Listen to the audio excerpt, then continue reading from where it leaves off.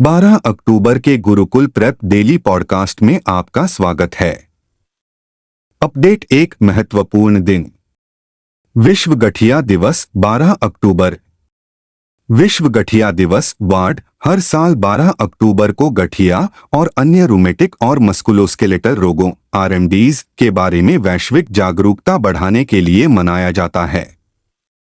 इसका उद्देश्य इन स्थितियों और व्यक्तियों के दैनिक जीवन पर इसके प्रभाव के बारे में सार्वजनिक समझ में सुधार करना है।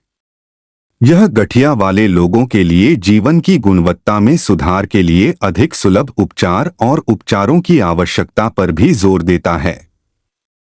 विश्व गठिया दिवस 1996 में आर्थराइटिस एंड रूमेटिज्म इंटरनेशनल आरई द्वारा स्थापित किया गया था। विश्व गठिया दिवस 2024 का विषय सूचित विकल्प बेहतर परिणाम है। अपडेट 2 पुरस्कार। दक्षिण कोरियाई लेखिका हान कांग ने जीता साहित्य में नोबेल पुरस्कार 2024। दक्षिण कोरिया की 53 वर्षीय उपन्यासकार हान कांग को ऐतिहासिक आघात का सामना करने और मानव जीवन की नाजुकता को उजागर करने वाले गहन काव्य गद्य के लिए साहित्य का नोबेल पुरस्कार दिया गया है। उनके कार्यों में the vegetarian, the white book, human acts और ग्रीक लेसन शामिल हैं। हान पुरस्कार जीतने वाली पहली दक्षिण कोरियाई लेखिका और 18वीं महिला हैं। नोबेल समिति के अध्यक्ष एंडर्स ओल्सन ने कहा, कमजोर, अक्सर महिला जीवन के प्रति उनकी सहानुभूति स्पष्ट है और उनके रूपकात्मक रूप से आवेशित गद्य द्वारा इसे बल मिलता है। Update 3 banking. भारतीय नौसेना ने नौसेना से जुड़े असैन्य लोगों को बीमा प्रदान करने के लिए बजाज आलियांज के साथ भागीदारी की। भारतीय नौसेना ने Bajaj Allianz life insurance company के साथ विभिन्न विकल्पों के साथ किफायती प्रीमियम पर नौसेना से जुड़े असैन्य लोगों को टर्म इंश्योरेंस सहित विविध उत्पाद पोर्टफोलियो की पेशकश के लिए एक समझौता ज्ञापन में प्रवेश किया। नौसेना से जुड़े असैन्य लोग स्वैच्छिक आधार पर बीमा का लाभ उठा सकते हैं। रक्षा मंत्रालय ने एक बयान में कहा कि इससे बीमा पॉलिसी के तहत कवर किए गए व्यक्ति की मृत्यु या किसी अन्य घटना के मामले में तत्काल वित्तीय राहत प्रदान करने में मदद मिलेगी। वर्ष 2024 को भारतीय नौसेना द्वारा नौसेना से जुड़े असैन्य लोगों का वर्ष घोषित किया गया है ताकि नई पहलों पर जोर दिया जा सके और नौसेना के नागरिकों के लिए समग्र कार्य वातावरण में प्रभावी ढंग से सुधार किया जा सके। अपडेट 4 विविध। राफेल नडाल ने 23 साल और 22 ग्रैंड स्लैम के बाद टेनिस से संन्यास की घोषणा की। राफेल नडाल 22 बार के ग्रैंड स्लैम विजेता और अब तक के सबसे महान टेनिस खिलाड़ियों में से एक ने खेल से अपनी आसन्न सेवानिवृत्ति की घोषणा की। इस 38 वर्षीय खिलाड़ी ने कहा कि वह डेविस कप फाइनल के बाद मौजूदा सत्र के अंत में टेनिस से संन्यास ले लेंगे। नडाल सबसे ज्यादा ग्रैंड स्लैम वाले पुरुष टेनिस खिलाड़ियों की सूची में केवल नोवाक जोकोविच 24 के बाद दूसरे स्थान पर हैं। कुल मिलाकर उन्होंने 92 करियर खिताब जीते और 134, 946, 100 की पुरस्कार राशि अर्जित की। उनका सर्वश्रेष्ठ पेरिस में फ्रेंच ओपन में आया जिसे उन्होंने 14 बार जीता।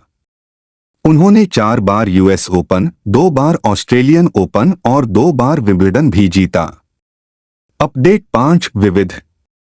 युवा शेरपा ने 18 साल की उम्र में दुनिया के सबसे ऊंचे पहाड़ों पर विजय प्राप्त की। एक नेपाली किशोर ने पृथ्वी की 14 सबसे ऊंची चोटियों पर चढ़ने वाले सबसे कम उम्र के पर्वतारोही का विश्व रिकॉर्ड तोड़ दिया है। 18 वर्षीय नीमा रिंजी शेरपा ने 9 अक्टूबर को स्थानीय समयानुसार लगभग 06:05 बजे तिब्बत के शीशपंगमा पर्वत की चढ़ाई पूरी की थी। ऐसा करने पर वह दुनिया के सभी 8014 पहाड़ों की चढ़ाई करने वाले कुछ दर्जन लोगों में से नवीनतम बन गए, जिन्हें international mountaineering and climbing federation (UIA) समुद्र तल से 8000 मीटर से अधिक के रूप में मान्यता देता है। शेरपा, जिन्होंने 16 वर्ष की आयु में ऊंचे पहाड़ों पर चढ़ना शुरू किया था, ने 740 दिनों में सभी 8000 ऊंचे पहाड़ों पर चढ़ाई की। अपडेट 6 रैंक और रिपोर्ट।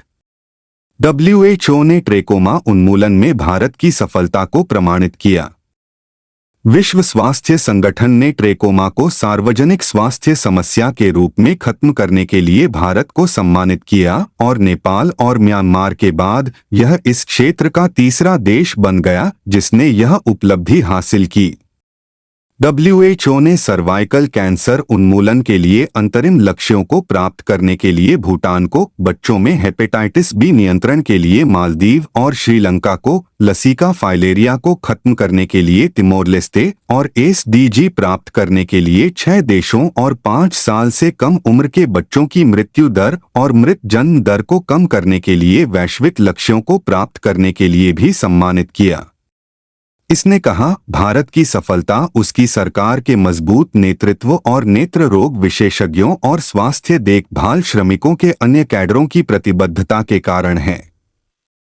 अपडेट 7 विज्ञान और प्रौद्योगिकी। भारत के लूनर पोलर एक्सप्लोरेशन मिशन या लूपेक्स को मंजूरी दी गई। ल्यूपेक्स इसरो और जक्षा का एक संयुक्त प्रयास अंततः चंद्रमा पर एक अंतरिक्ष यात्री को उतारने और उन्हें सुरक्षित घर वापस लाने के लिए भारत की व्यापक चंद्र योजना का एक हिस्सा है। चंद्रयान 3 के बाद भारत अपने चंद्र लक्ष्यों के साथ आगे बढ़ने के लिए तैयार है, जहां राष्ट्रीय अंतरिक्ष आयोग ने 5वें चंद्र मिशन लूनर पोलर एक्सप्लोरेशन मिशन को मंजूरी दे दी है, जिसे ल्यूपेक्स भी कहा जाता है। इसरो के अनुसार इस मिशन का अनूठा पहलू इसकी लंबाई है, क्योंकि यह चंद्रमा की सतह पर 100 दिनों तक रह सकता है, जो चंद्रयान 3 के मिशन से 5 गुना अधिक है। अपडेट 8 राज्य। उत्तराखंड में होंगे 38वें राष्ट्रीय खेल। 38वें राष्ट्रीय खेल अगले साल 28 जनवरी से 14 फरवरी तक उत्तराखंड में होंगे।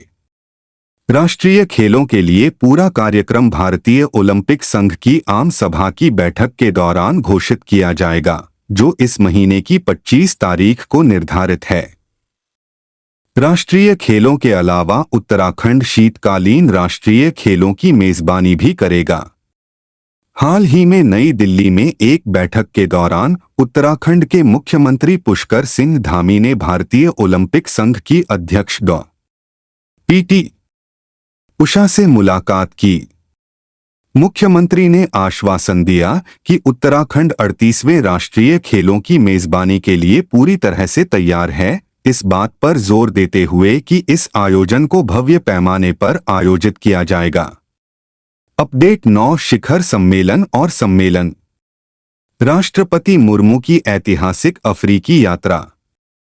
राष्ट्रपति द्रौपदी मुर्मू 13 से 19 अक्टूबर तक अल्जीरिया, मॉरिटानिया और मलावी की यात्रा करेंगी, जो 3 अफ्रीकी देशों में किसी भारतीय राष्ट्राध्यक्ष की पहली यात्रा होगी। विदेश मंत्रालय ने कहा कि राष्ट्रपति मुर्मू की राजकीय यात्रा अफ्रीका के देशों के साथ अपनी साझेदारी को मजबूत करने की भारत की गहरी इच्छा को दर्शाती है। यह यात्रा अफ्रीकी संघ को भारत की अध्यक्षता के दौरान G20 का स्थायी सदस्य बनाए जाने के 1 साल बाद हो रही है। विदेश मंत्रालय के सचिव आर्थिक संबंध दम्मू रवि ने कहा, इस यात्रा को अफ्रीका महाद्वीप के संदर्भ में देखा जाना चाहिए और यह भी कि भारत किस तरह से अफ्रीका के साथ जुड़ना चाहता है और उसके साथ मजबूत साझेदारी करना चाहता है। यह भारत अफ्रीका के बीच बढ़ती साझेदारी का प्रतिबिंब है। अपडेट 10 शिखर सम्मेलन और सम्मेलन। 44वें और 45वें आसियान शिखर सम्मेलन वियंतियाने, लाओस में आयोजित।